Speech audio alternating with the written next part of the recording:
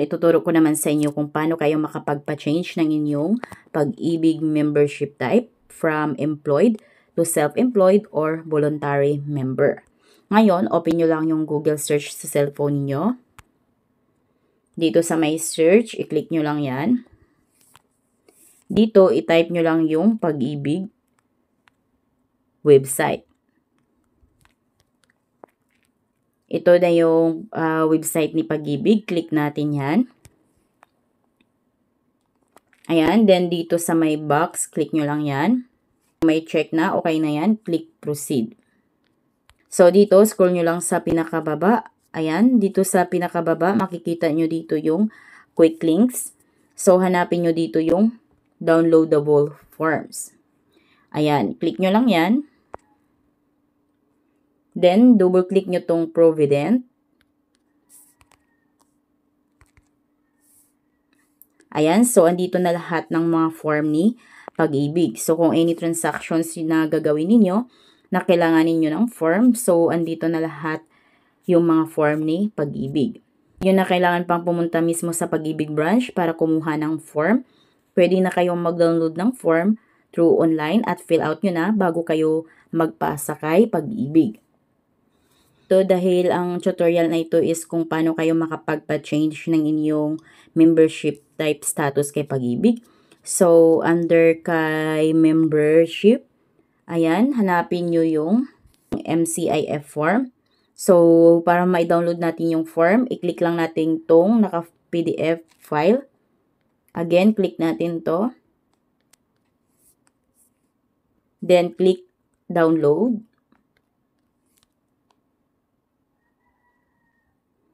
Ayan, so ito na yung bagong form ni Pag-ibig. So, dapat yung form na may download ninyo is, ang nakalagay is version 10, 5/20/23. So, yan yung updated na form ni Pag-ibig. So, dito lagay nyo lang yung Pag-ibig MID number ninyo, then your house account number. Dito naman sa house account number, so kung applicable ito sa inyo, kung may housing loan kayo, lagay nyo lang dyan yung housing account number. Ang pag-fill out ninyo is kailangan naka-black ink ballpen lamang. And then, dapat naka-capital letters. At isang kopya lang ang kailangan ni Pag-ibig dito. So, ito, dahil na-download na ito sa inyong cellphone, pwede nyo na itong ipa-print. Pwede nyo ito mapaprint, so, fill out nyo na ito. Meron kayong dalawang option. Option 1, ito ang gagawin ninyo. Download nyo itong form through online and then fill out nyo na. Diretso pasan nyo na lang itong form pagdating kay Pag-ibig. Option 2 is pagdating nyo kay Pag-ibig, doon na kayo mismong manghingi ng form at doon na kayo mag-fill out.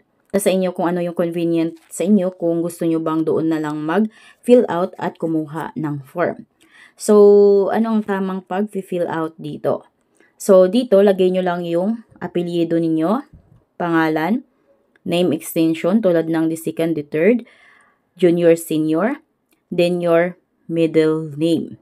Dahil ang ipa-change lang natin is yung ating membership category. So, ang i-fill out lang natin dito is yung ating ipa-change lamang. Sa change of membership category, lagay nyo lang dito na kayo ay employed. Ayan, currently, kayo ay employed. Then, kayo ay magpa-change into self-employed or voluntary member. Ayan, so lagay nyo lang dito yung membership category ninyo, employed, or lagay nyo dito yung voluntary or kaya self-employed. Ayan, so yan lang yung information na lalagyan ninyo. Then, dito sa baba, hanapin nyo lang yung signature over printed name of member. Lagay nyo yung kompletong pangalan ninyo. Then, sa taas, lagay nyo yung signature ninyo. Then, kung kailan kayo pupunta sa Pag-ibig, yun yung date na ilalagay ninyo dyan. Pag once naman na may ipa-update pa kayo dito, so update nyo na para isabay nyo lahat or isang process lamang ang pagpa-update nyo ng inyong personal information dito. So, dito sa checklist of requirements, sa pinakababa, makikita nyo dito yung mga list of requirements. Kung ano nga ba yung ipa-change ninyo at ano ang requirements nito. So, dahil ang pina-change natin is change of membership category. So, ang kailangan lamang na requirements is the MCIF form. So, ito na yung form na fill out natin. Yan na yung isa sa requirements. Then, kailangan nyo magdala ng one valid ID.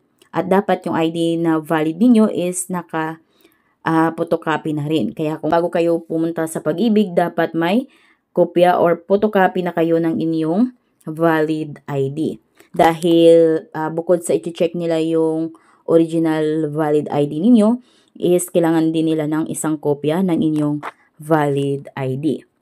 Ayan, so after nyo ito ma-fill out at kompleto na yung requirements ninyo, pumunta na lamang kayo sa mismong Pag-ibig branch at diretso pasa na kayo nitong form. So sabihin nyo lang sa guard na mag-update lang kayo ng inyong personal information. Then, sabihin lang sa inyo ni guard na punta kayo sa information center. Then, doon sabihin nyo ulit yung kailanganin ninyo.